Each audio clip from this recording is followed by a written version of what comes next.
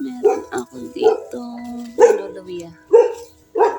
Luya, talong, okra. Tapos meron akong tinanim dito na pechay. Nakaraan. So, pechay ito. Kunin na natin. Tapos replant natin.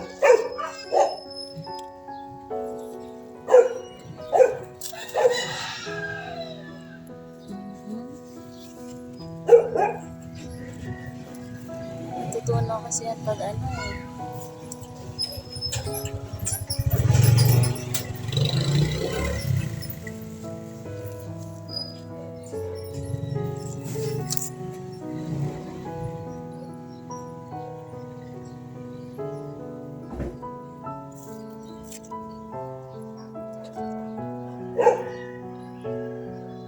Replant natin. Ito sa kabila.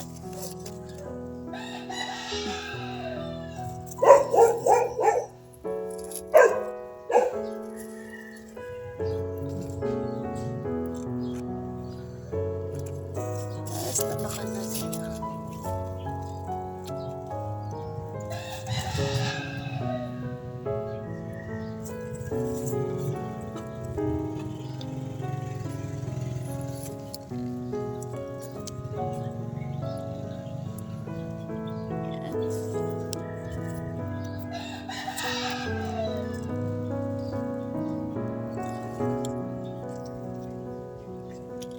Replant natin dito. Ito ang tinanim natin. Dito. Bakante kasi ito eh. I-replant natin. I-arrange na natin.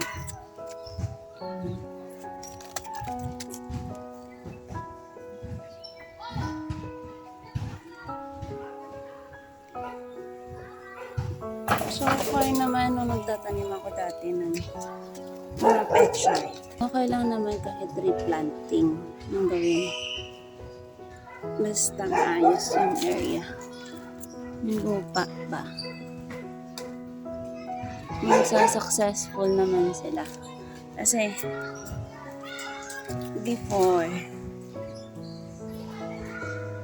kaya replanting yung ginagawa ko. Dahil, hindi ako makapagpabuhay before. Dahil may nangangain ng, may nangangain ng, tawag dito, seeds ko. Kinakain ng suso. Hindi ko alam kung anong klase, basta nangangain yun. Yun yung pag may mga bato-bato. Eh, yung area ko pa dati, maraming bato-bato. Yan o. Oregano. Ang dami nang hihingi nito dito. Tanim ko lang din yun. Yan. Para matabunan lang yun sa likod. I-replant lang natin.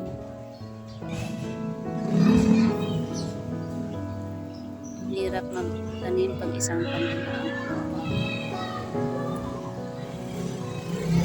Pero gusto ko din kasi ipakita sa inyo. Tsaka magandang pag hindi nagtatanim. Maganda yung lupa dito. Parang buhang-buhangin. Yun ang gusto ng mga pechay. Mabuha-buhangin. Not sure, pero maganda ang tubo nila. Kasi tinry kong itanim dun sa kabila. Medyo malagkit ang lupa. Hindi siya ganun kaganda yung tubo.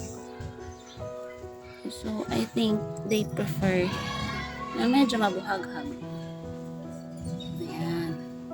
Sana mag-apakan.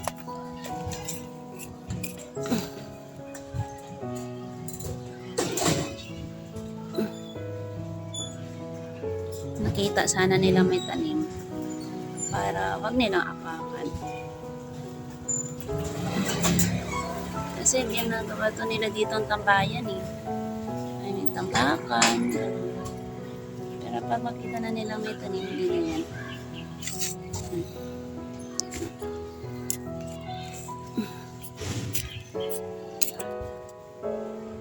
Di ba? Ang ano ng lupa niya. Ang buhaghag.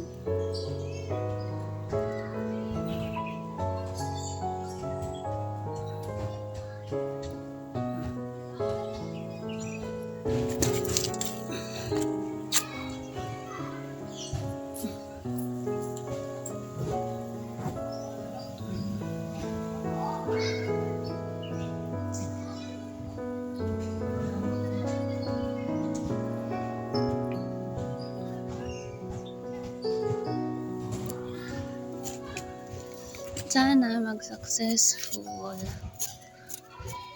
para meron pang gulay. Yan. Ang dali lang na mabuhay ang pechay. Pero pag masyadong ano na siya, alagain. Dapat lagi may tubig.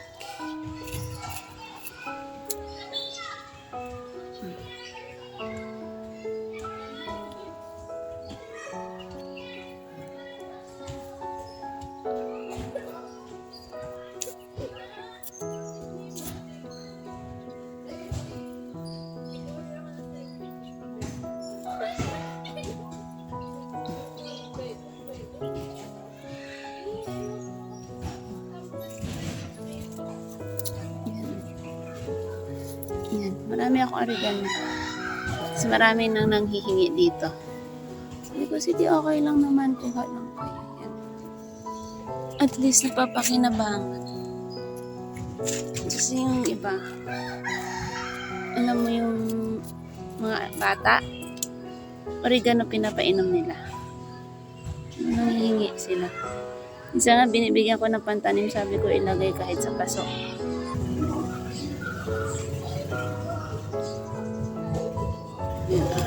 Tinanim ko na ito ng nakaraan. Basain natin.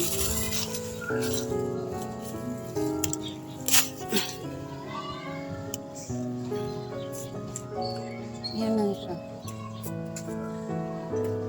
Sinasa sa bahay.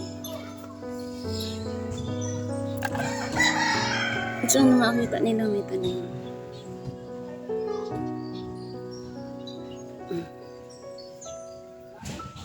Kasi minsan kahit nakikita nila may tanim, aapakan ng ganon.